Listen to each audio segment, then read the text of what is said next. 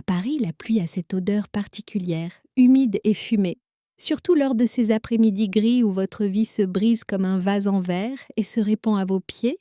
Ce jour-là, dans ce café chic avec vue sur la Seine, lorsque Pierre s'est assis en face de moi et m'a regardé dans les yeux, c'est la seule odeur qui m'est venue au nez, celle de l'asphalte mouillé et d'une trahison coûteuse. Il a pris une grande gorgée de son verre de Sancerre. Il détournait le regard. Je connaissais ce regard. Ses pupilles tremblaient ainsi lorsqu'il hésitait juste avant d'appuyer sur la gâchette. Mais Pierre n'était pas un soldat. C'était un homme qui évoluait dans le monde scintillant de la finance parisienne, entre chiffres et sourires artificiels. Et à cet instant, il s'apprêtait à prononcer le discours parfait qu'il avait préparé pour me rayer de sa vie, moi, sa fiancée depuis 6 ans. Léa, dit-il d'une voix trop forte. Les tables voisines réduisirent le bruit des couverts pour mieux écouter ce drame chic. Je ne sais pas comment te le dire, mais nous ne sommes plus sur la même longueur d'onde. Je suis restée silencieuse. Mes mains étaient posées sur la table, jointes l'une à l'autre. J'étais calme, mon pouls battait à 60 par minute, un rythme cardiaque normal au repos. Pierre, lui, transpirait.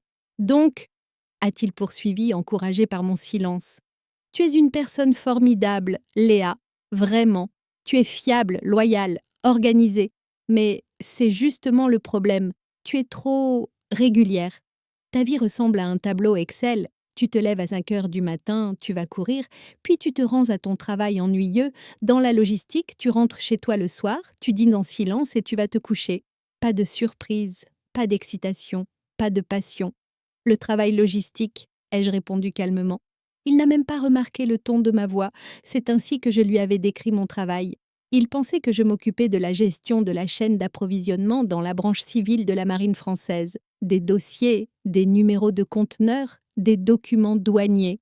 C'est l'histoire que je lui avais racontée. En fait, ce n'était pas vraiment un mensonge. Seulement la chaîne d'approvisionnement que je gérais concernait généralement des munitions de haut calibre et des équipes spéciales infiltrées sur les zones d'opération. Mes courses à 5 heures du matin n'étaient pas pour rester en forme, mais pour survivre. Mais Pierre ne savait rien de tout cela. Il voyait seulement une femme ennuyeuse qui ne lui racontait pas les potins du travail pendant les dîners et qui préférait aller au stand de tir, c'est-à-dire à la salle de sport, plutôt que d'aller aux soirées mondaines de la haute société parisienne, le week-end. « Je veux plus, Léa », disait-il en tapant du poing sur la table, comme s'il jouait dans une pièce de théâtre. « Je veux du feu, je veux de l'aventure, je veux que ma vie soit comme un film. Quand je suis avec toi, je me sens vieux. » Il sortit une enveloppe de la poche intérieure de sa veste. Il la posa sur la table, juste devant moi. L'enveloppe portait le logo d'Air France et en dessous, le cachet d'une agence de voyage de luxe. L'évasion absolue. Et qu'est-ce que c'est, Pierre ? Demandai-je d'une voix si froide qu'elle aurait pu glacer la pièce, mais il était tellement absorbé par son propre feu qu'il ne remarqua pas qu'il avait froid. C'est ma nouvelle vie, dit-il, une lueur égoïste dans les yeux. L'océan Indien, une croisière ultra luxueuse qui part des Maldives pour rejoindre les Seychelles, puis les côtes africaines. 3 semaines de rêve à bord du Diamant Bleu. Je prépare ça depuis des mois. Mon regard s'est posé sur les billets qui dépassaient de l'enveloppe. Il y en avait 2, mais mon nom ne figurait pas sur le 2e billet. Il était écrit « Mademoiselle Chloé Vasseur ». « Chloé », dis-je. Son nom laissa un goût métallique dans ma bouche. « La nouvelle directrice marketing de ton entreprise. Elle a 24 ans, c'est une fille qui adore le hashtag « Vis ta vie pleinement » sur Instagram. » Pierre était surpris. « Comment tu sais ça ?» J'ai souri. Mais ce n'était pas le sourire d'une petite amie, c'était la dernière lueur visible à l'extrémité du canon. « Je suis logisticienne, Pierre, » ai-je dit. « Les détails, c'est mon métier. Ces petites dépenses inexplicables sur tes relevés de carte de crédit. Les nuits où tu disais « je fais des heures supplémentaires », mais où le GPS de ton téléphone indiquait que tu étais dans cette boutique-hôtel à Montmartre, les gens laissent des traces. Toi, tu as laissé une autoroute derrière toi. » Son visage rougit, puis il se mit sur la défensive. La défense classique de l'homme coupable. « Si tu savais, pourquoi n'as-tu rien dit ? Pourquoi as-tu attendu ?» « Parce que, dis-je en pliant calmement la serviette sur la table, j'attendais que tu viennes me parler honnêtement. Je pensais mériter le respect. Mais je vois que tu ne t'intéresses qu'à ta propre aventure. Il s'est levé, sa chaise a fait un bruit sourd sur le parquet. Oui, c'est vrai, et je ne m'en excuserai pas. Chloé me fait me sentir vivant. Elle n'est pas comme toi. Elle aime prendre des risques. Elle est passionnée. Nous allons partir en voyage, Léa. Et quand je reviendrai, je veux que tu aies pris tes affaires. L'appartement est à mon nom, tu le sais. Je le savais. J'avais versé l'acompte pour l'appartement, mais pour ne pas heurter sa fierté masculine, nous avions mis l'acte de propriété à son nom. C'est lui qui remboursait le crédit, certes, mais chaque meuble, chaque souvenir dans cet appartement avait été acquis grâce à mes sacrifices silencieux. Et maintenant, il me chassait de chez moi, pour quelqu'un d'autre. Ne t'inquiète pas, dis-je, ma voix toujours aussi effrayante de calme. Je me débrouillerai, mais Pierre, un petit conseil. Il s'est arrêté, a ajusté sa veste et m'a regardé de haut. Cette aventure que tu recherches, fais attention à ce que tu demandes quand tu pries. Parce que l'univers a un sens de l'humour très noir. Quand tu trouveras cette vie, comme dans les films, que tu désires, prie pour que ce ne soit pas un film d'horreur. Il rit, un rire moqueur, méprisant. La jalousie ne te va pas bien, Léa. Toi, reste ici, sous la pluie grise de Paris, à vieillir avec tes rapports logistiques. Moi, je pars vers le soleil, vers une vraie vie. Il se retourna et s'éloigna. Chloé l'attendait probablement dehors, dans sa voiture décapotable. Pierre, alors qu'il se lançait dans l'aventure de sa vie, ignorait en réalité vers quoi il se dirigeait. Il ne savait pas que sous les eaux turquoises de l'océan Indien se cachaient non seulement des coraux, mais aussi des choses bien plus dangereuses. Et surtout, il n'avait jamais compris qui était vraiment cette femme ennuyeuse qu'il avait abandonnée. Le serveur s'approcha de la table et, en regardant la note que Pierre n'avait pas payée, demanda timidement « Madame, vous allez bien? Vous avez besoin de quelque chose ?» Je pris mon sac et me levai. Je n'avais pas les larmes aux yeux. Je ressentais seulement cette froideur familière que j'avais éprouvée avant l'opération. Concentration. « Non, merci », ai-je répondu au serveur en laissant 50 € sur la chaise de Pierre. « Je vais bien, c'est juste que… » Il semble que le moment soit venu pour moi aussi de prendre de longues vacances. Non, ça donc ici. Je suis sortie. La pluie me fouettait le visage, mais je ne la sentais pas. J'ai sorti mon téléphone. Il y avait une notification en attente sur l'écran. Ce n'était pas un message « tu me manques » ni une invitation d'un ami. C'était un appel crypté provenant d'une application spéciale. Centre de commandement. Toulon Code. Rouge. Intervention d'urgence zone. Océan Indien, Golfe d'Aden, mission, piraterie maritime et sauvetage d'otages. Équipe, commando, Uber, unité Alpha. J'ai regardé le message. Puis j'ai regardé dans la direction où Pierre venait de partir. Le destin avait déjà commencé à tisser sa toile. Pierre voulait de l'aventure. Et mon Dieu, je lui en donnerais. Mais cela ne se passerait pas comme dans les brochures. Dans la suite de cette histoire, vous verrez comment la vie, pleine d'adrénaline, que Pierre recherchait, tant lui coûtera cher et à quel point ma vie, ennuyeuse, est en réalité mortelle. Mais avant d'en arriver là, assurez-vous d'être abonné à la chaîne et d'avoir activé les notifications pour ne pas manquer la suite de l'histoire. Car le bateau de Pierre est sur le point de quitter le port et, croyez-moi, vous ne voudriez pas être à bord. J'ai mis mon téléphone dans ma poche et j'ai commencé à marcher sous la pluie. Je n'étais plus la fiancée de Léa. Mon nom de code était l'ombre. Et l'ombre n'oublie jamais. Mon départ de Paris a été très différent de celui de Pierre, alors qu'il trinquait à Sao à sa nouvelle vie, avec Chloé, une coupe de champagne à la main, dans le salon VIP de l'aéroport Charles de Gaulle, je marchais sur la piste en béton froid de la base aérienne militaire de Toulon. Je pouvais voir les stories Instagram de Pierre. Chloé avait partagé une photo des billets en classe affaires coincés entre les passeports, avec la légende « Enfin libre, une nouvelle vie Smour ». La liberté, cela m'a toujours fait rire de voir à quel point les gens comprennent mal ce mot. Pour eux, la liberté consistait à fuir les responsabilités. Pour moi, la liberté était ce moment d'une milliseconde où l'on calcule correctement la vitesse du vent, le taux d'humidité et la direction du mouvement de la cible avant d'appuyer sur la gâchette. En préparant mon sac, les paroles de Pierre résonnaient dans mes oreilles. « Ta vie est aussi ennuyeuse qu'un tableau Excel. » Oui, Pierre avait raison. Ma vie était faite de listes. Mais ces listes ne comportaient pas de crème solaire ou de serviettes de plage. J'ai ouvert mon sac à dos et j'ai commencé à passer en revue ma liste mentale. Section 1, kit de camouflage et de survie. Section 2, appareil de communication, téléphone satellite crypté. Et section 3, mes outils de travail ennuyeux que Pierre ne comprendrait jamais. PGM 4.2, fusil de précision antimatériel de calibre 12,7 mm de fabrication est française. Portée effective de 1800 mètres. Mon bébé. Pierre avait dit qu'il voulait tirer, n'est-ce pas? La chaleur des flammes qui sortaient du canon de l'E4 était bien plus brûlante que le soleil dont il rêvait aux Maldives. Lorsque je suis entrée dans la salle de briefing à Toulon, les autres membres de l'unité Alpha avaient déjà pris place. Ils m'ont salué d'un signe de tête respectueux. Léa n'était pas là. Il n'y avait pas ici de femme blessée et abandonnée par son fiancé. Il n'y avait ici que l'ombre.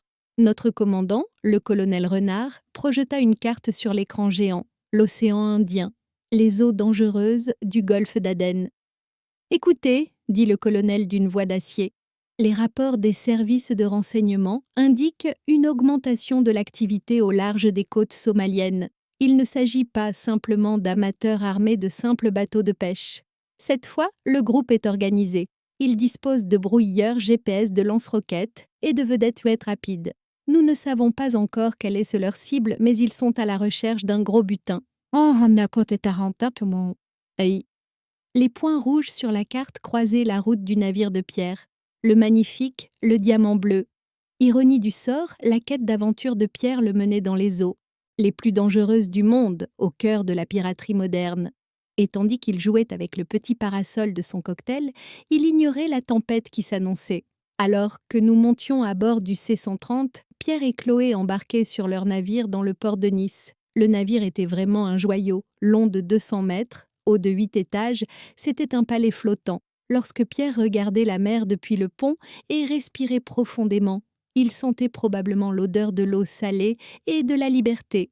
Quant à moi, à 10 000 pieds d'altitude, je sentais l'odeur du kérosène et de l'huile pour armes. Il n'était pas difficile de deviner ce que Pierre pensait à ce moment-là. « J'ai réussi », se disait-il. « Je me suis échappé du monde ennuyeux et sécurisé de Léa.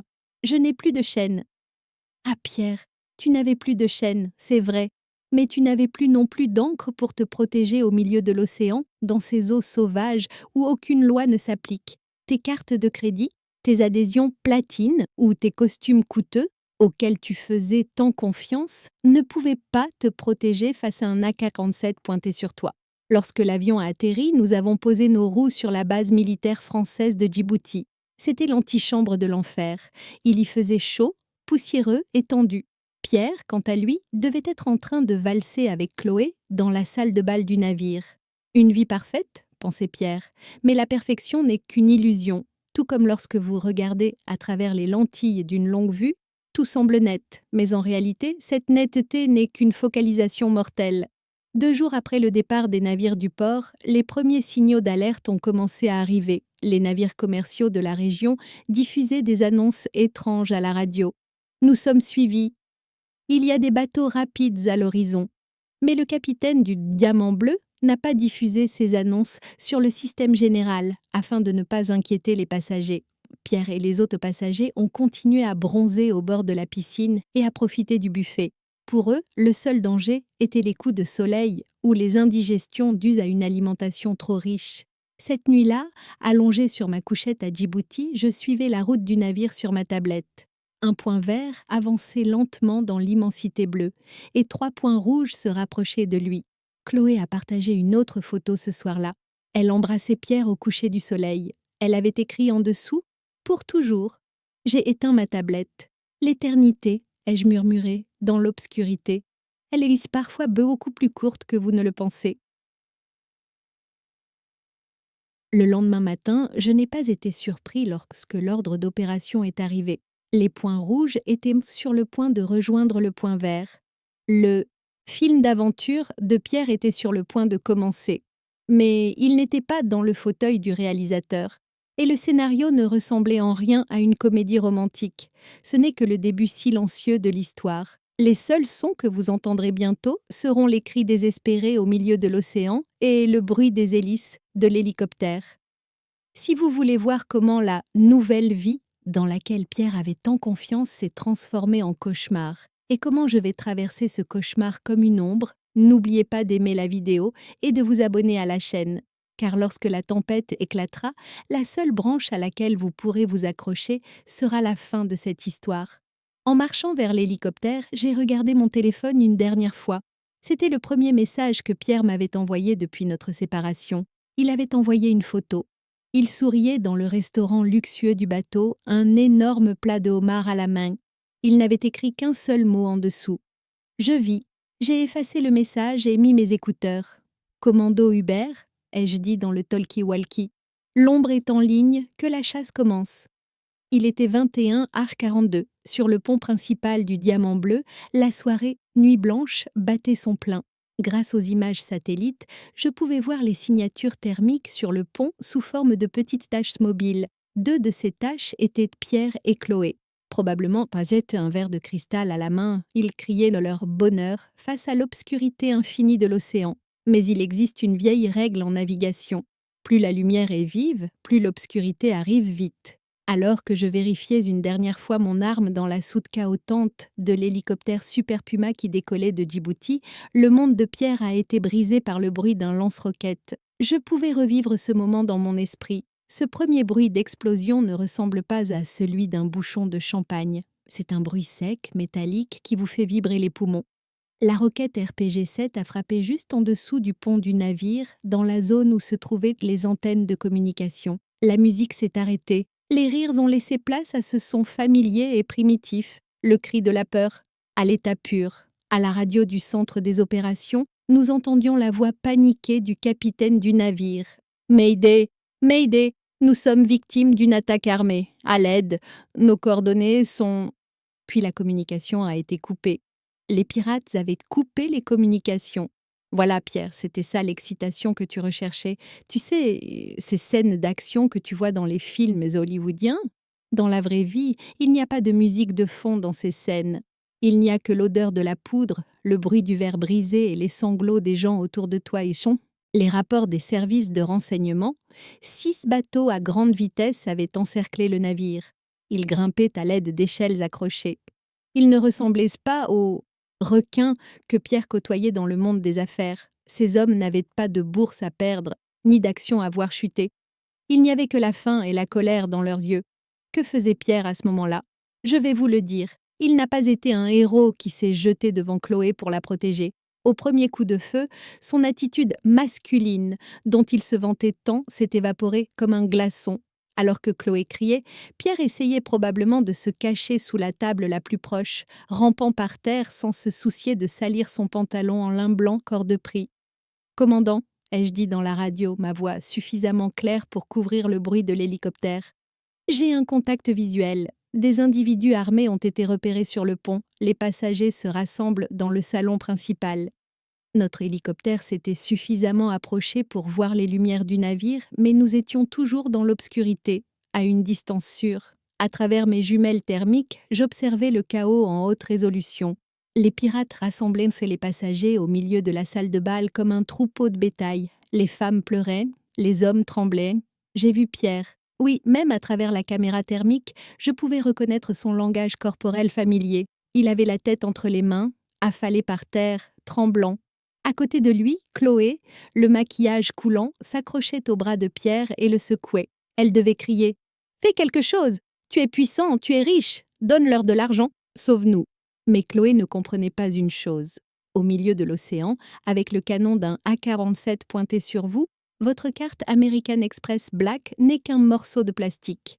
Le chef des pirates, un homme grand et masqué, s'avança au milieu de la foule et tira un coup de feu en l'air. Le salon fut plongé dans un silence de mort. Le chef cria, non pas en français, mais dans un anglais approximatif. « Ce bateau est désormais à nous. Ceux qui s'y opposent finiront à la mer. Téléphone, bijoux, montre, tout ici !» Pierre, les mains tremblantes, sortit la montre suisse que je lui avais offerte en cadeau de mariage et la jeta dans le sac. Cette montre était pour lui un symbole de statut social. Pour moi, elle était un symbole de fidélité. À présent, elle avait disparu dans le sac de butin d'un pirate. Tout comme l'honneur de Pierre. Le commandant de l'équipe dans l'hélicoptère me toucha l'épaule. « Shadow, quelle est la situation ?» Sans quitter mes jumelles des yeux, je répondis: les otages sont sous contrôle. Il y a 12 ennemis. Ils sont lourdement armés. Il y en a 2 sur le pont, 2 dans la salle des machines et 8 autour du salon. Règle d'engagement? Demanda le jeune soldat à côté de nous. J'ai pris une profonde inspiration. Le visage de Pierre était juste à côté des mires de ma lunette. À ce moment-là, il aurait été si facile d'appuyer sur la gâchette et de libérer ce pauvre homme de sa peur. Mais non, cela aurait été trop charitable. Il devait vivre chaque seconde de cette nuit. Il devait ressentir son désespoir jusqu'au plus profond de lui-même. Pas de règle d'engagement, dis-je d'une voix froide. Nous allons neutraliser les cibles, mais avant cela, laissons-les avoir un peu peur. Le chef d'équipe sourit. C'est toi le chef, Shadow. Quel est ton plan? Nous allons d'abord couper les lumières, ai-je répondu. Nous allons leur montrer ce qu'est la véritable obscurité. Pour désactiver les générateurs du navire, j'ai pointé mon fusil de précision vers l'arrière du navire en direction des bouches d'aération. Une seule balle, le bon angle et un tir parfait. Toutes les lumières du navire s'éteignirent d'un seul coup. Il ne restait plus que la lumière de la lune et les respirations paniquées des gens. Pierre était désormais plongé dans le noir. Et dans cette obscurité, il ne savait pas que la seule chose qui pouvait le sauver était cette femme ennuyeuse qu'il avait abandonnée. Nous allons bientôt infiltrer le navire. Silencieusement, comme des fantômes sortis de l'eau, le film d'action dont Pierre rêvait commence. Mais il n'en est pas le héros. Il n'est qu'un figurant impuissant qui attend d'être sauvé. Nous entrons dans la phase la plus critique de l'opération. Infiltration, combat rapproché et confrontation finale. Pour ne pas manquer le moment où Pierre affrontera son sauveur masqué, abonnez-vous à la chaîne et activez les notifications. Car ce soir, sur ce bateau, la justice ne sera pas seulement rendue à coups de balles, mais aussi à coups de vérité. Équipe Hubert, dis-je dans le talkie-walkie. Nous descendons dans l'eau, la chasse est ouverte. Lorsque les générateurs se sont tus, le silence qui s'est abattu sur le navire était plus effrayant que les coups de feu. L'homme moderne n'est pas habitué à l'obscurité totale. Les lumières de la ville, les écrans de téléphone, les lampadaires. Pour ceux comme Pierre, l'obscurité n'est qu'un bref instant avant de s'endormir. Mais au milieu de l'océan, sur un navire sans électricité, l'obscurité est une entité vivante qui respire et vous étouffe. Je connaissais cette entité. J'étais son amie depuis des années. J'ai baissé mes lunettes de vision nocturne. Le monde s'est soudainement paré d'une clarté verte et phosphorescente. Alors que Pierre ne voyait même plus ses mains, je pouvais compter les rivets sur la coque du navire. Équipe Shadow, nous commençons l'ascension, ai-je murmuré. Notre bateau s'est approché du côté tribord du navire sans synchronisation avec le bruit des vagues. Nous avons lancé les appareils d'escalade magnétique sur la coque métallique du navire. Pas un bruit, seulement le léger cliquetis mécanique de l'équipement. Pendant que nous grimpions, je savais ce que Pierre pensait là-haut, dans l'obscurité étouffante de la salle de bal. Il se disait probablement « Ce n'est pas possible, je suis Pierre, ce genre de choses ne m'arrive pas. Je suis un VIP. » Ah Pierre, la mort ne fait pas de liste VIP. À cet instant, dans cette salle, un pirate qui sent la sueur et c'est l'égal d'un homme d'affaires multimillionnaire. Le pirate est même avantagé, car il tient une arme à la main, tandis que toi, tu ne tiens qu'un verre qui tremble. Lorsque nous sommes montés sur le pont, le vent transportait l'odeur du sel et de la violence imminente. Notre première cible, la patrouille du pont. 2 pirates. Ils fument des cigarettes, des AK-47 à la main. Dans la nuit, le bout de leurs cigarettes brillait comme des points blancs. Ils se faisaient des blagues, discutaient peut-être de la valeur des montres qu'ils venaient de voler. Ils ne se doutaient pas de ma présence, à seulement 3 mètres d'eux, dans l'ombre d'un conteneur. J'ai fait signe à mon coéquipier Ghost. Toi à droite, moi à gauche. 3, 2, 1. Pas de tir, pas de bruit. Seulement le léger bruissement des couteaux dans l'air et le bruit sourd des 2 corps tombant au sol. Nous avons traîné les corps dans l'ombre. Vérification du pouls. Du travail bien fait. Nous avons continué à avancer. Nous nous glissions vers les doubles portes du bal. J'entendais des bruits sourds provenant de l'intérieur, des pleurs, des prières et les cris des pirates. J'ai allumé mon micro et je me suis connectée au dispositif d'écoute laser que nous avions installé à l'intérieur.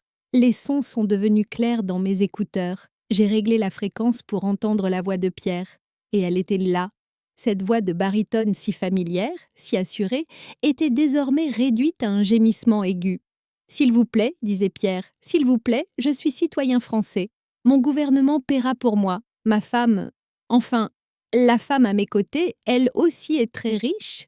Ne nous faites pas de mal, nous vous donnerons tout ce que vous voulez. J'entendais Chloé sangloter.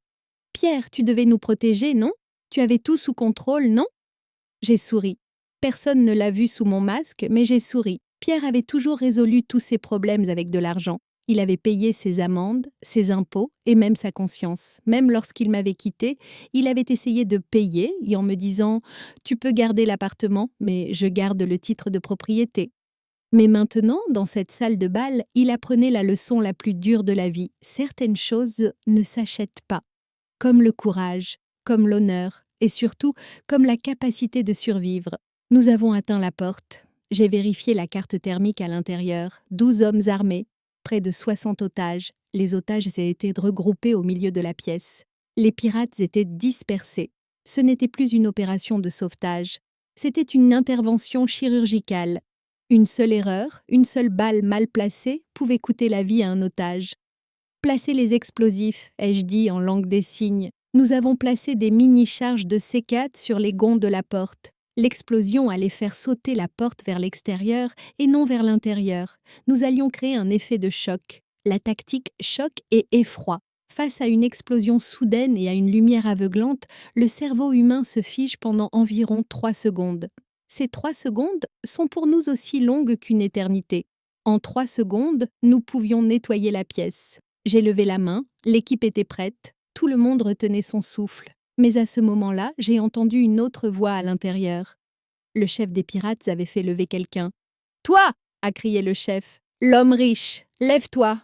Je pouvais sentir Pierre se lever en tremblant. « Oh, même derrière le mur !»« Puisque tu as beaucoup d'argent, dit le pirate, tu vas nous rendre service. Appelle la marine.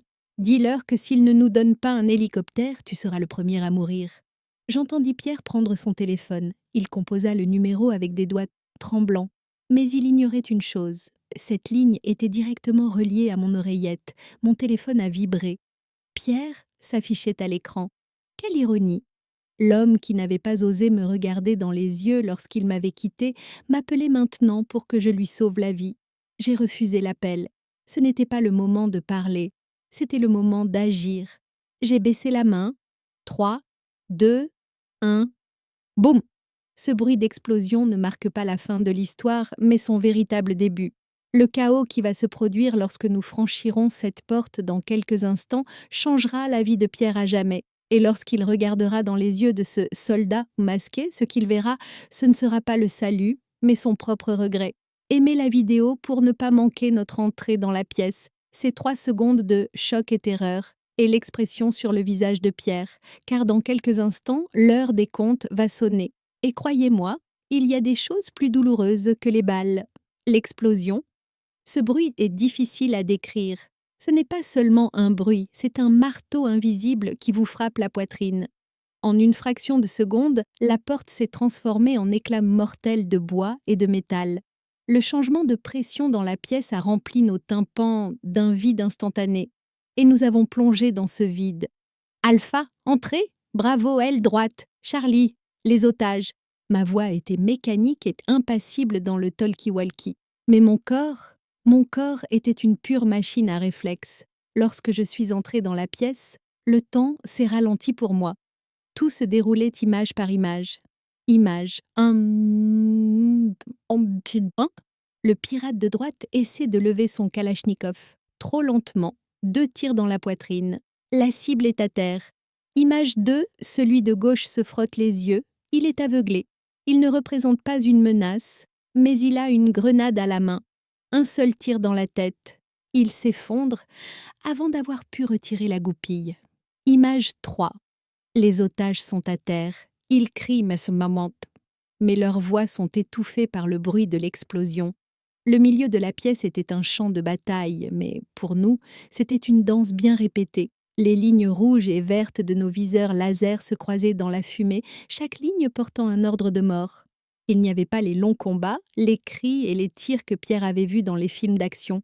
La vraie guerre était silencieuse, rapide et impitoyable. 12 secondes. En seulement 12 secondes, 8 des 10 pirates présents dans la pièce avaient été neutralisés. Mais leur chef, il était intelligent. Lorsque la fumée commença à se dissiper légèrement, je l'aperçus dans le coin le plus éloigné de la pièce, derrière le bar, et je vis également celui qu'il utilisait comme bouclier. Pierre, mon fiancé, aventurier, tremblait maintenant devant le chef des pirates, un couteau pointé sur la gorge. Son visage était livide, son costume coûteux était trempé d'urine. Oui, la peur rend difficile le contrôle de la vessie, Pierre. On ne te l'avait pas dit dans ces restaurants chics de Paris, n'est-ce pas? Reculez! Cria le chef des pirates. Sa voix tremblait, mais le couteau qu'il tenait était dangereusement proche de la carotide de Pierre. Reculez ou je tue ce dandy. Je veux un hélicoptère. Maintenant. Le commandant de l'équipe, Ghost, m'a lancé un bref regard. Je savais ce que ce regard signifiait. Feu à volonté, Shadow. C'est toi qui décides. Je levai mon arme. Mon fusil d'assaut HK-416 reposait parfaitement sur mon épaule. Dans ma ligne de mire, je voyais le front en sueur de Pierre, et juste derrière lui, l'œil gauche du pirate, qui n'apparaissait que sur la moitié de la hauteur de sa tête. Distance, 12 mètres. Cible, mobile. Risque, 98%. État émotionnel, 0. Pierre me regardait dans les yeux. Bien sûr, il ne me reconnaissait pas. Avec mon masque balistique, mon armure noire complète et mes lunettes de vision nocturne, ce qu'il voyait à ce moment-là, ce n'était pas Léa. Ce qu'il voyait à ce moment-là, c'était la colère de Dieu. J'ai vu cette expression dans ses yeux. « Aide-moi !» L'homme arrogant qui disait « Je mérite mieux que ça » avait disparu, remplacé par un petit enfant désespéré. J'aurais pu le laisser mourir là. Si je n'avais pas appuyé sur la gâchette, le pirate l'aurait probablement tué. Et cela aurait été rapporté comme une perte tragique d'otage. Personne ne m'aurait blâmé, peut-être même que la femme blessée en moi aurait vu cela comme une justice. Mais je n'étais pas un meurtrier, j'étais un soldat. Et surtout, je voulais que Pierre survive et se souvienne à quel point il était impuissant. La mort aurait été une échappatoire trop facile pour lui. J'ai retenu mon souffle. J'ai synchronisé mon rythme cardiaque avec l'intervalle entre 2 battements. Pierre a légèrement incliné la tête vers la droite en sanglotant. C'était le moment, cet intervalle d'une milliseconde. J'ai appuyé sur la gâchette. Tac! Un seul coup de feu. Pierre s'est effondré en hurlant. Son visage était couvert de sang. Chloé, dans un coin, a commencé à hurler, prise d'une crise d'hystérie. « Vous l'avez touché! Vous l'avez tué !» Pierre se touchait le visage avec les mains. « Je suis touché! Je suis touché !» criait-il. Mon équipe s'est précipitée pour contrôler le pirate. Le front du chef était percé d'un trou net. Le sang sur le visage de Pierre n'était pas le sien. Le cerveau et le sang de l'homme. Derrière lui avait éclaboussé Pierre, en souvenir de cette aventure qu'il aimait tant. « C'est bon !» cria Ghost. « Toutes les cibles sont neutralisées. La zone est sécurisée. » Je baissai mon arme et la mis en sécurité. À pas lents, je m'approchai de Pierre, recroquevillé en position fétale sur le sol. Il essayait d'essuyer le sang qui l'éclaboussait et vérifiait de ses mains tremblantes s'il était encore en vie. Le bout de mes bottes s'arrêta juste devant son nez. Il leva la tête. Ses yeux étaient remplis de larmes et de peur. Il regarda mon visage masqué, le drapeau français sur ma poitrine et l'arme dans ma main. « Est-ce que je suis vivant ?» murmura-t-il. Sa voix était rauque. Je me suis penchée. Mon visage n'était qu'à quelques centimètres du sien. Il pouvait entendre ma respiration sous mon masque. C'est à ce moment-là que la dernière pièce du puzzle allait se mettre en place. L'homme qui, jusqu'alors, ne me connaissait que comme quelqu'un d'ennuyeux et de silencieux, était sur le point de découvrir le propriétaire de ce professionnalisme froid qui lui avait sauvé la vie. Pour découvrir ce que je lui ai dit, l'expression qui allait apparaître sur son visage lorsqu'il entendrait ma voix et le moment décisif de cette histoire, installez-vous confortablement et attendez, car lorsque les armes se taisent, les vérités commencent à parler, et certaines vérités sont plus lourdes que les balles. Alors que la fumée de poudre dans la pièce se dissipait lentement par les bouches d'aération, il ne restait plus que les tremblements post-adrénaline. Pierre était à genoux sur le sol. Son costume italien hors de prix était désormais méconnaissable, taché d'un mélange de sang, de sueur et de peur. Chloé, ayant surmonté sa crise d'hystérie, courut vers Pierre. « Mon amour, es-tu blessé? Parle-moi » criait-elle. Elle passait ses mains sur le visage de Pierre. tout en essayant de nettoyer le sang qui le recouvrait avec dégoût. Mais Pierre ne la regardait pas. Pierre, figé sur place, ne regardait que moi. Même lorsque je touchais une cible à 1,5 km avec un fusil de précision de 12,7 mm, mon pouls restait aussi calme. À présent, je me tenais debout au-dessus de lui, tel un ange qui venait de sauver la vie de l'homme qui avait tenté de détruire la mienne. Mais je n'avais pas d'aile. J'avais un gilet pare-balles en Kevlar et un fusil d'assaut. Merci, dit Pierre. Sa voix sortait de sa gorge comme des éclats de verre brisés. Ah, si vous n'aviez pas été là. Il ne put terminer sa phrase. Ses yeux cherchaient les miens derrière mon masque. À ce moment-là, son instinct de homme d'affaires prit le dessus. Il voulait connaître son sauveur, lui rendre l'appareil, peut-être lui faire un chèque pour soulager sa conscience. Commandant, dit-il en essayant de se lever. Ses jambes tremblaient, mais sa fierté, cette maudite arrogance, était toujours là. Je suis Pierre Delacroix. Je suis PDG d'une des plus grandes sociétés financières françaises. Vous m'avez sauvé la vie. Comment puis-je vous remercier? Qui êtes-vous? Les autres soldats de mon équipe, Ghost et Viper, conduisaient les otages vers la sortie. Nous étions seuls au milieu de la pièce. Pierre, Chloé et moi. Je levai lentement la main et lui fis signe de s'arrêter. C'était un geste que Pierre avait souvent vu lorsque nous nous disputions à la maison.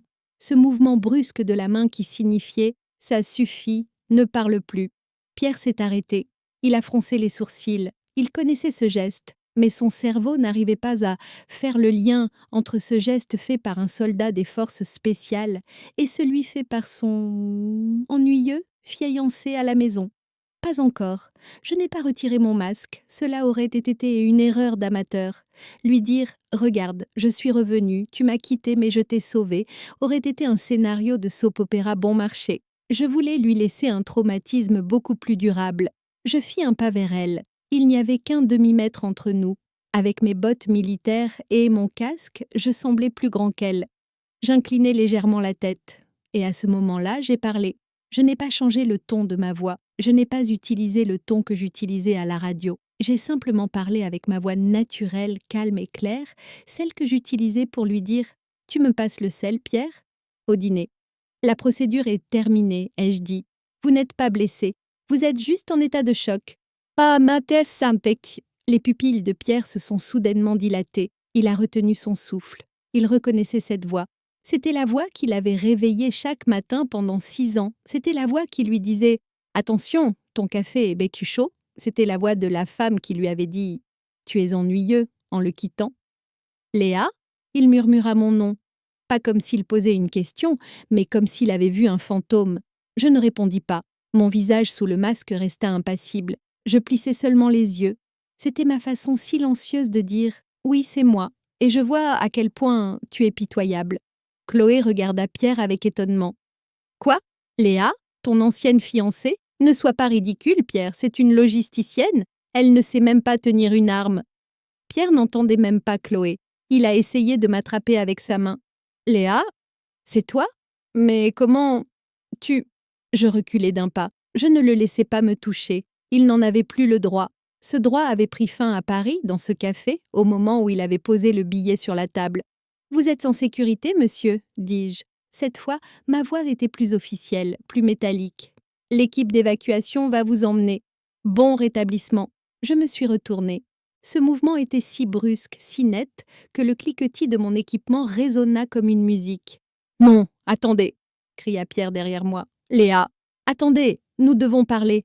Vous ne pouvez pas me laisser ici comme ça. » Je ne m'arrêtai pas. Je continuais à marcher. « Ghost, on part !» ai-je dit dans le talkie-walkie. Le colis a été livré. Mission accomplie. En marchant vers la sortie de la salle de bal, j'entendais Pierre crier désespérément derrière moi. Il ne criait plus comme un PDG, mais comme un enfant abandonné. « Léa! Mon Dieu! Qu'est-ce que j'ai fait? Léa !» Les hélices de l'hélicoptère se mirent à tourner bruyamment à l'extérieur. Le vent me fouettait le visage, mais je ressentais une étrange légèreté intérieure. On dit que la vengeance est un plat qui se mange froid. Mais personne ne parle de la sensation de satiété qui suit. En montant dans l'hélicoptère, j'ai jeté un dernier regard vers le pont du navire. Pierre était en train d'être embarqué dans le canot de sauvetage. Il avait la tête entre les mains. Chloé lui criait dessus, mais il ne regardait que le vide. À ce moment-là, j'ai compris. Je n'avais pas tué Pierre, mais je l'avais détruit. Sa quête d'une vie passionnante s'était transformée en tombeau de son orgueil. Désormais, chaque fois qu'il se regarderait dans un miroir, chaque fois qu'il resterait silencieux, il se souviendrait que c'était cette femme, ennuyeuse, qui l'avait sauvé. C'était la plus grande punition que je pouvais lui infliger. Mais l'histoire ne s'arrête pas là. La véritable tempête éclatera à notre retour en France, car Pierre n'a pas seulement perdu sa fierté. Sur ce bateau, il a perdu quelque chose de bien plus précieux, son avenir, sans s'en rendre compte. Activez les notifications, car la balance de la justice n'est pas encore tout à fait équilibrée. L'ombre revient à la base, dis-je à mon pilote, et cette fois, je veux regarder le lever du soleil. Après l'air brûlant, salé et imprégné d'odeurs de poudre à canon du golfe d'Aden, les salons stériles de Paris devraient inspirer confiance, n'est-ce pas? Mais le traumatisme ne connaît pas de frontières géographiques. Le traumatisme passe sans encombre le contrôle des passeports et se glisse dans votre lit avec vous. Pierre et Chloé ont atterri à l'aéroport du Bourget à bord d'un avion spécial affrété par le gouvernement français. Les médias étaient là. Les flashs crépitaient. Les gros titres, le héros d'affaires rescapé des pirates, avaient déjà été publiés. En descendant de l'avion, Pierre a essayé d'arborer son sourire de PDG habituel, mais ce sourire semblait désormais artificiel, car à chaque flash, il se souvenait des flammes qui jaillissaient des canons du navire et sursautait. Quant à moi, 3 heures plus tard, j'atterrissais discrètement à la base à bord d'un avion cargo militaire. Il n'y eut pas de cérémonie d'accueil, juste une douche, un rapport à rédiger et le retour à la maison. À la maison, c'est-à-dire dans cet appartement dont Pierre disait qu'il était à moi, mais dont il avait en fait oublié à qui appartenait le titre de propriété. Le lendemain matin, Pierre n'a pas commencé par m'appeler. Il n'était pas assez courageux pour cela. Il a d'abord voulu rentrer chez lui pour essayer d'oublier l'horreur qu'il avait vécue dans son espace de sécurité. Il avait renvoyé Chloé chez elle. Apparemment, le grand amour avait été quelque peu ébranlé à la vue du canon de l'Ak-47. Pierre est arrivé devant notre immeuble avec ses valises et le lourd fardeau du remords sur les épaules. À ce moment-là, j'étais assis dans le café d'en face, un café noir à la main et mon ennuyeux ordinateur portable sur les genoux. Je l'observais, comme on observe une opération.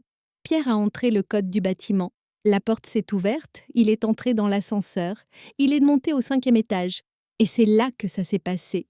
Il a inséré sa clé dans la serrure. Elle n'a pas sautourné. Il a réessayé. Il a forcé. Il a poussé. Mais la porte était fermée, comme l'arche de Noé. Car le jour où il avait pris l'avion avec son rêve des Maldives, je n'avais pas seulement changé la serrure. J'avais également activé le statut de propriété de cet appartement. Pierre a décroché son téléphone. Il m'appelait. Mon téléphone vibrait silencieusement sur la table. J'ai regardé le nom « Pierre » s'afficher à l'écran. Je n'ai pas répondu. J'ai juste bu une gorgée de café. Puis, le gardien de l'immeuble, qui est aussi le père retraité d'un de mes anciens compagnons d'armes, Monsieur Bernard, est monté. J'entendais Pierre crier « Pourquoi cette porte ne s'ouvre-t-elle pas? C'est chez moi! Je suis Pierre Delacroix !» J'ai mis mes écouteurs pour entendre la voix calme de Monsieur Bernard. Oui, j'avais un système audio intégré à la sonnette. Je vous ai dit que j'étais logisticien, n'est-ce pas? Monsieur Delacroix, dit Bernard, le propriétaire de cet immeuble a mis à jour ses protocoles de sécurité. Votre autorisation d'accès a été révoquée. Pierre balbutia, stupéfait. Quel propriétaire? C'est moi le propriétaire, c'est moi qui paye le crédit. Non, monsieur, répondit Bernard en lui montrant sa tablette. D'après les registres fonciers, cet appartement appartient à la société Shadow Logistics and Security, et la seule personne habilitée à signer pour cette société est le Mananzazialé. Votre nom n'apparaît même pas en tant que locataire. En fait, vous êtes en train de commettre une intrusion. Pierre s'adossa contre le mur. L'expression sur son visage, c'était la même que celle que j'avais vue sur le bateau, au bout du canon. Le désespoir. Il avait perdu non seulement sa fiancée, mais aussi sa maison. Mais ce n'était pas le pire. Pire, c'était l'email qu'il venait de recevoir sur son téléphone. Une notification automatique de l'avocat de mon entreprise. Cher monsieur Delacroix, vos effets personnels ont été emballés et envoyés à l'entrepôt situé à l'adresse ci-dessous. Le loyer de l'entrepôt a été payé par nos soins pour le 1er mois. Les mois suivants sont à votre charge. Pierre s'effondra sur place. Il passa ses mains dans ses cheveux. Cette Léa ennuyeuse, cette femme dont la vie ressemblait à un tableau Excel, n'avait pas seulement quitté Pierre, elle l'avait rayé de sa vie, sans laisser la moindre trace. Je payai l'addition au café et me levai. De l'autre côté du trottoir, je vis Pierre sortir de l'immeuble. Les épaules tombantes, il marchait d'un pas lourd. Il héla un taxi. Il ne savait pas où aller. Chez Chloé? Chez sa mère? Ou bien allait-il se rendre dans un hôtel 5 étoiles pour affronter sa solitude? Alors que le taxi s'éloignait, je me suis mis en route vers le siège de Shadow Logistics, car il y avait encore une chose que Pierre ignorait. Ce n'était pas seulement une question de maison, son entreprise, le poste de PDG dont il était si fier. Vous vous souvenez de la chute soudaine des actions de l'entreprise de Pierre lorsque les pirates ont attaqué le navire? Et de ce mystérieux fonds d'investissement qui a racheté une grande quantité d'actions à ce moment-là? Oui, il n'est pas difficile de deviner à qui appartient ce fonds. Si vous voulez voir la chute financière de Pierre, le moment où je me suis présentée devant lui lors de la réunion du conseil d'administration et comment un logisticien ennuyeux s'est transformé en requin du monde des affaires, retenez votre souffle pour ce que vous allez entendre dans quelques instants, car ce que vous avez vu jusqu'à présent n'était qu'un aperçu. Le vrai film commence maintenant. Abonnez-vous à la chaîne et activez la sonnerie. Vous ne voudriez pas manquer la surprise qui attend Pierre lorsqu'il entre dans la salle du conseil d'administration. La deuxième phase de l'opération commence, me suis-je murmuré. Nom de code. Faillite. Le quartier d'affaires de la Défense, le cœur moderne de Paris. Vu de l'extérieur, ces tours de verre et d'acier ressemblent à des monuments à la réussite qui s'élèvent vers le ciel. Mais à l'intérieur, l'atmosphère est aussi dangereuse que dans le golfe d'Aden. Ici, les requins portent des costumes et ne sentent pas l'odeur du sang, mais celle de la faiblesse. Pierre portait cette odeur sur lui lorsqu'il est arrivé au bureau ce matin-là. Il portait un nouveau costume qu'il avait acheté à la hâte. Dans l'ascenseur qui le menait au 42e étage, il ajustait sa cravate dans le miroir et se répétait l'un de ses discours motivants de PDG. « Tu es Pierre Delacroix. Tu as survécu à une attaque de pirates. Tu surmonteras cela aussi.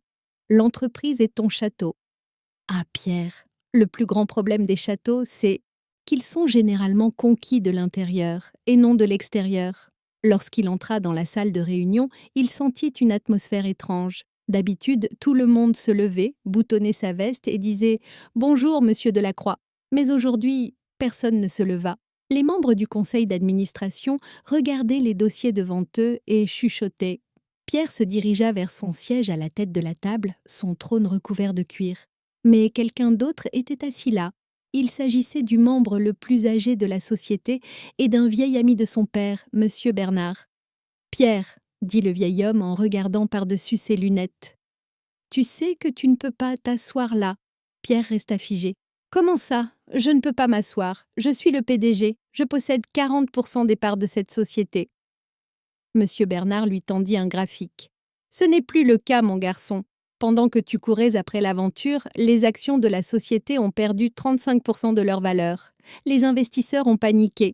Les gros titres sur le PDG disparu ont ébranlé la confiance. Et nous avons été contraints de procéder à une augmentation de capital pour sauver la société. » Le visage de Pierre devint livide. « Une augmentation de capital, sans me consulter? » « Protocole d'urgence, répondit le directeur financier, sans regarder Pierre dans les yeux. Article 14 des statuts. En cas d'absence ou d'incapacité du PDG, le conseil d'administration peut vendre des actions afin de protéger l'entreprise. Pierre frappa du poing sur la table. « À qui les avez-vous vendues? Quel vautour a raflé mon entreprise à bas prix ?» Un silence s'installa dans la pièce. Toutes les têtes se tournèrent vers la porte vitrée au fond de la pièce. La porte s'ouvrit et je suis entrée. Je ne portais pas mon uniforme militaire.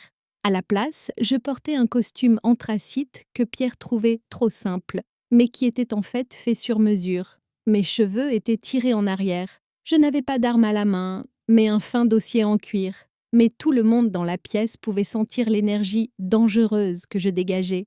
Pierre recula comme s'il avait vu un fantôme. Sa chaise se renversa. « Léa, que fais-tu ici? Sécurité !»« Assieds-toi, Pierre, » ai-je dit. Ma voix était aussi claire et autoritaire que lors d'une opération. Je me suis assise à la table, juste en face du siège où Pierre était assis auparavant. J'ai posé mon dossier sur la table. Permettez-moi de vous présenter, dit M. Bernard, avec un léger respect dans la voix. La nouvelle actionnaire majoritaire de notre société et représentante du Shadow Investment Group, Mademoiselle Lee. Pierre se mit à rire, un rire hystérique et agaçant. Vous êtes fou, Léa? C'est une logistienne, une fonctionnaire. Avec son salaire, elle ne peut même pas s'acheter la poignée de porte de cette entreprise. Je souris. Tu as raison, Pierre. Je ne peux pas l'acheter avec mon salaire de fonctionnaire, mais avec le petit fonds hérité de mon année. Non, et c'est hérité de mon grand-père dont je ne t'ai jamais parlé, et avec les investissements technologiques à haut rendement dans lesquels j'ai placé mes primes d'opérations militaires pendant des années, et surtout avec les achats stratégiques que j'ai effectués lorsque tes actions ont atteint leur niveau le plus bas, oui, je peux l'acheter. J'ai ouvert le dossier devant moi. Les chiffres ne mentent pas, Pierre. Tu disais toujours, la vie est comme un tableau Excel. Voici un tableau Excel. J'ai projeté un graphique sur le projecteur. Ceci, dis-je en pointant le laser, correspond à la valeur de tes actions le jour où tu as acheté ton billet pour les Maldives. Et ceci, montrai-je le bas du graphique, correspond au moment où j'ai passé mon ordre d'achat. Ce voyage que tu appelles aventure m'a permis d'acheter 51% de la société avec une réduction de 70%. Je devrais envoyer une carte de remerciement aux pirates. Pierre tremblait. Tu ne peux pas faire ça, tu m'as escroqué, c'est du délit d'initié. Non, répondis-je calmement, c'est de la gestion des risques. Tu as pris un risque, je l'ai géré. Et maintenant, en tant qu'actionnaire majoritaire, j'annonce ma première décision. Je regardai M. Bernard. Il hocha la tête en signe d'approbation. Pierre Delacroix, dis-je en le regardant dans les yeux, vous êtes démis de vos fonctions de PDG pour avoir nui à la réputation de l'entreprise, fait baisser la valeur des actions par votre comportement irresponsable et fait preuve d'une gestion défaillante. Les agents de sécurité vous raccompagneront jusqu'à la sortie. 2 agents de sécurité ont pris Pierre par les bras. Pierre se débattait. Cette entreprise est à moi. C'est mon père qui l'a fondée. Léa ne fait pas ça. On peut discuter. On allait se marier. Nous n'allions pas nous marier, Pierre, lui dis-je alors qu'il était emmené hors de la pièce. Tu m'aurais comme un accessoire à tes côtés. Moi, je te portais. Je me suis débarrassée de ce fardeau. Pierre continuait de crier tandis qu'on le traînait dans le couloir. Tu vas le regretter.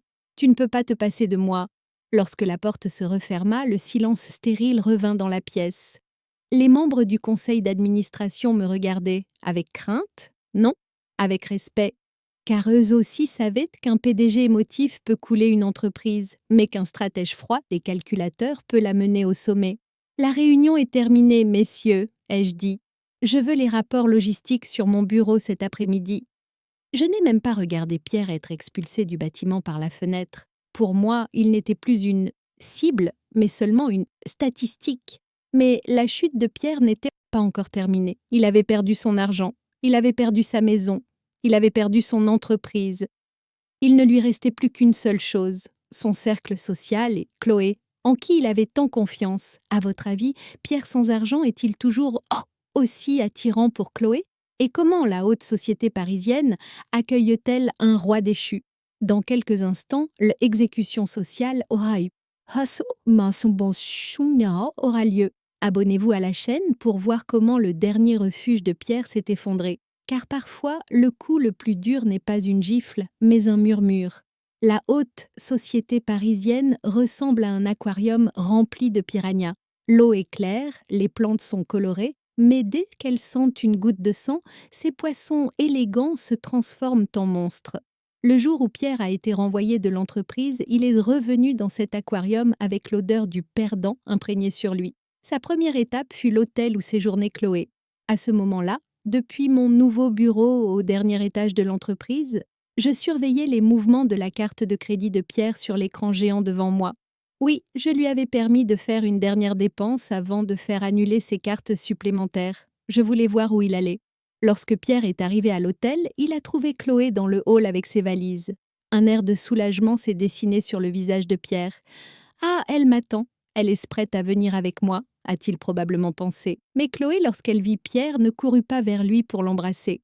Elle se contenta d'ajuster ses lunettes de soleil et continua à regarder son téléphone. Pierre s'approcha d'elle. « Ma chérie, dit-il, j'ai passé une journée horrible, Léa. Cette femme m'a tout pris, l'entreprise, la maison. Mais nous sommes ensemble, n'est-ce pas? Nous pouvons recommencer à zéro. » Chloé leva la tête. À la place de son regard plein d'amour, il y avait un regard glacial. « Pierre, dit-elle. » Sa voix était aussi distante que celle d'un serveur informant un client que sa commande était erronée. « J'ai vu les informations, j'ai lu les gros titres, le PDG déchu, et j'ai parlé à mon avocat. » Pierre était surpris. « Un avocat? Pourquoi? » « Parce que, dit Chloé, en retirant la bague en diamant de son doigt et en la pesant dans sa main, j'ai un avenir, Pierre, et cet avenir n'inclut pas un homme ruiné, scandaleux et sans le sou. J'aime les hommes forts. Toi, en ce moment, tu es juste pitoyable. » Pierre n'en croyait pas ses oreilles. « Mais nous, les Maldives, notre amour… » Chloé rit. « Notre amour? Pierre, réveille-toi. J'étais ton aventure. Et l'aventure est terminée. Le navire a coulé. Je monte dans le canot. Tu ferais bien d'apprendre à nager. » Chloé ne laissa pas la bague dans la main de Pierre. Elle la jeta dans son sac. « Je considère cela comme une compensation, » dit-elle avant de monter dans une limousine noire venue la chercher. Pierre resta seul au milieu du hall de l'hôtel, une valise à la main. Mais la condamnation sociale ne s'arrêta pas là. Le soir, Pierre a essayé de se rendre au prestigieux club dont il était membre, le Cercle. C'était son dernier refuge. Ses amis, ses associés s'y trouvaient. Peut-être que quelqu'un lui prêterait de l'argent. Peut-être que quelqu'un lui proposerait un travail. Le portier, en voyant Pierre, détourna le regard. Lorsque Pierre voulut entrer, le directeur du club se présenta devant lui. « Monsieur Delacroix, » dit le directeur d'une voix faussement attrostée, « votre adhésion a été suspendue. »« Pourquoi ?» s'écria Pierre. « J'ai payé ma cotisation annuelle. »« Ce n'est pas une question d'argent, monsieur, » répondit le directeur. « Notre conseil d'administration estime que les derniers événements auxquels votre nom a été associé ont nui à l'image prestigieuse de notre club. De plus, un nouveau membre a indiqué qu'il se sentirait mal à l'aise de se trouver dans le même environnement que vous. »« Qui est ce nouveau membre ?» demanda Pierre en serrant les dents. Le directeur ne répondit pas. Il se contenta de détourner le regard vers la terrasse du club. Pierre leva la tête, et il me vit.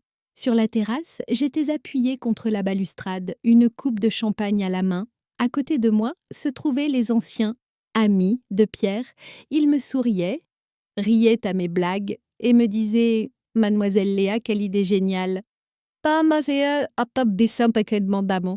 Pierre et moi nous sommes regardés dans les yeux. Il se tenait en bas, sur le trottoir, sous la pluie, comme un paria. Moi, j'étais en haut, sous les lumières, et je le regardais comme la nouvelle reine. À ce moment-là, je ne lui ai pas fait signe, je n'ai pas ri, j'ai juste levé légèrement mon verre. Cela signifiait « À ta santé, Pierre, bienvenue dans ton enfer ». Pierre a baissé la tête et s'est enfoncé dans l'obscurité. Il n'avait plus de maison, plus de travail, plus d'amoureux, plus d'amis. Il était désormais l'un des fantômes de Paris. Mais l'histoire n'est pas encore terminée. Nous avons vu la fin de Pierre. Et moi, la vengeance a été accomplie, justice a été faite.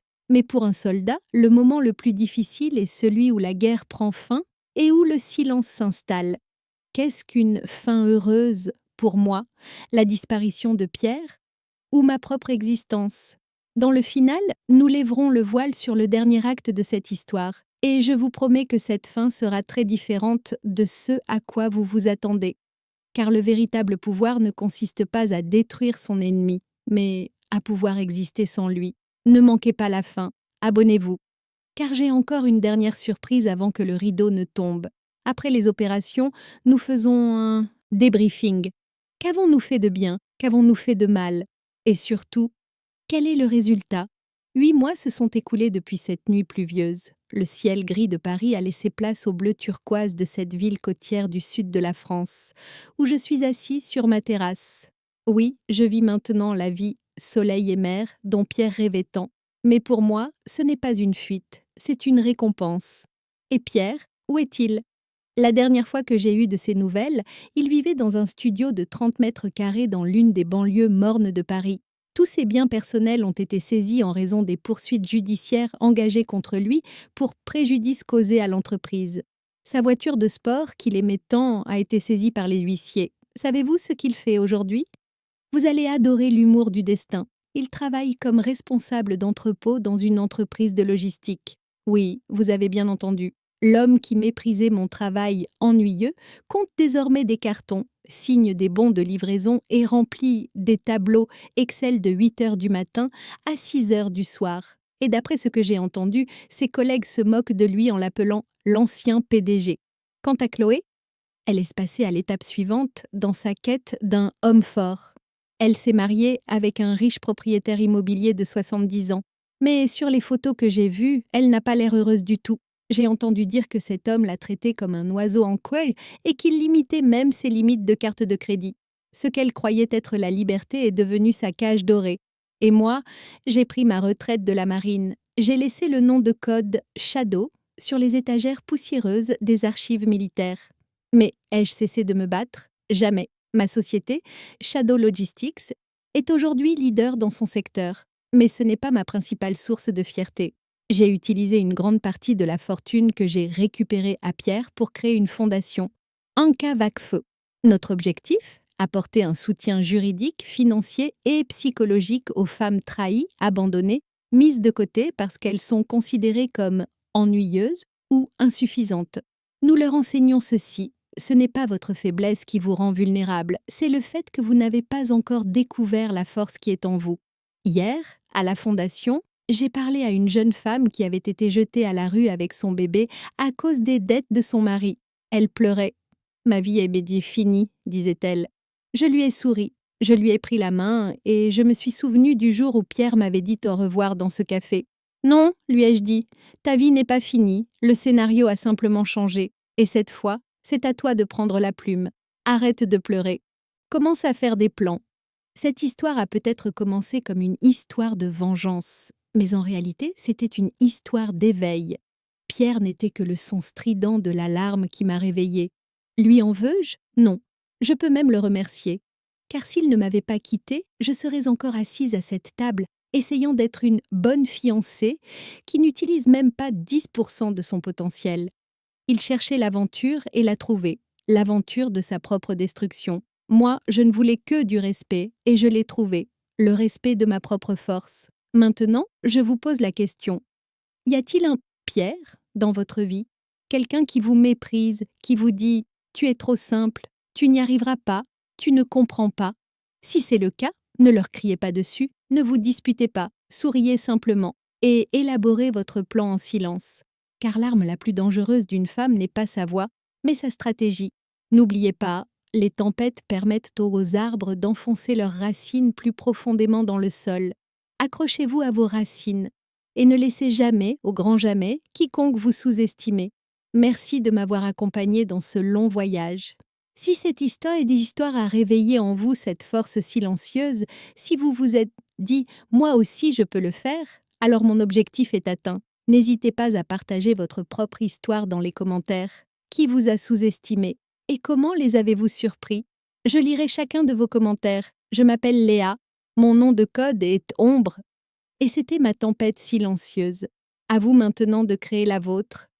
Au revoir et restez forts.